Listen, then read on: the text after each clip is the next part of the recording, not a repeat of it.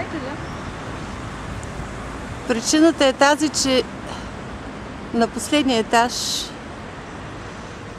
там горе, е започнала да се срутва стената. Виждам едно парче от къде. Да.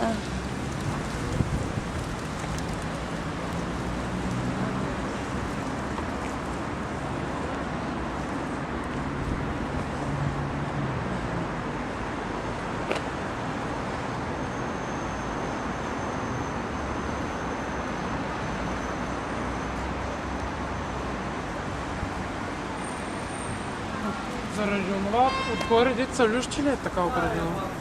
Да. Смятате ли, че е опасно за хората? Ами, може би е опасно, както го виждам.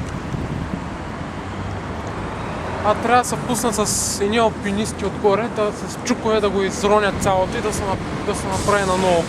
Смятате, че това може да бъде решение за... Временно решение, да, трябва да се изчагърка хубаво с алпинисти от въжето от покрива и с допълнителни такива електрически машини, които да действат на по-голяма дълбочина, да се изрони цялото и след това с цементоподобни или такива каменитоподобни смеси да се презамажи наново и да се направи отгоре хидроизолация на цялата стена долу.